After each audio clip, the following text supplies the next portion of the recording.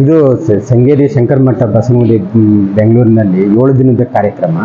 ಇದರಲ್ಲಿ ಬೆಳಗ್ಗೆಯಿಂದ ಸಾಯಂಕಾಲ ರಾತ್ರಿ 8-8:30ವರೆಗೆ ನಮ್ಮ ಕಾರ್ಯಕ್ರಮ ಇರುತ್ತೆ.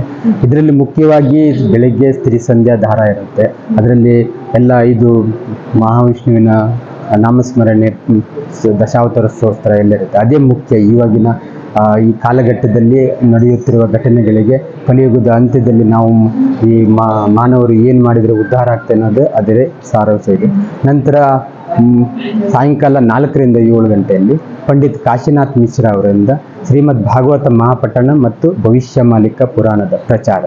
ಈ ಭವಿಷ್ಯ ಮಾಲಿಕ ಪುರಾಣ ಪ್ರಚಾರ ಈ ದಕ್ಷಿಣ ಭಾರತದಲ್ಲಿ ಮೊದಲ ಬಾರಿಗೆ ಅವರಿಂದ ನಡೀತಾ ಇದೆ.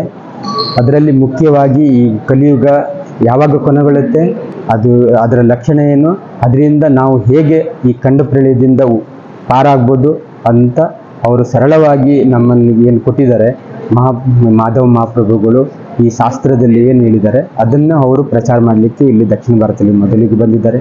ತಾವೆಲ್ಲರೂ ಅದರದ್ದು ಸದುಪಯೋಗ ತೆಗೆದುಕೊಳ್ಳಬೇಕು. ಇವಾಗ ನಮಗೆ ನಾವು ಈ ಆಧುನಿಕತೆಯಲ್ಲಿ ಇರೋದ್ರಿಂದ ಇವೆಲ್ಲ ವಿಷಯಗಳು ತುಂಬ ನಗೆಪಾಟಲಾಗಿ ಕಾಣಿಸ್ಬೋದು. ಮುಂದಿನ ದಿನ 6ರಿಂದ 12 ತಿಂಗಳಲ್ಲಿ ಇದು ವಿಶ್ವದಾದ್ಯಂತ ಇದೇ ಗೋಚರವಾಗುತ್ತೆ, ಅದರ ಲಕ್ಷಣಗಳು ಕಾಣಿಸ್ಕೊಳ್ಳುತ್ತೆ. ಆವಾಗ ಒಂದೇ ದಾರಿ ತ್ರಿಸಂಧ್ಯಾ ದಾರ ಅನ್ನೋದು ಆವಾಗ ನಮಗೆ ಅರಿವಾಗುತ್ತೆ. ಅವಾಗಲೇ ಸಮಯ ಮಿಕ್ಕಿರುತ್ತೆ. ಆದ್ದರಿಂದ ನಾವೆಲ್ಲರೂ ಇವಾಗ ಸಮಯದ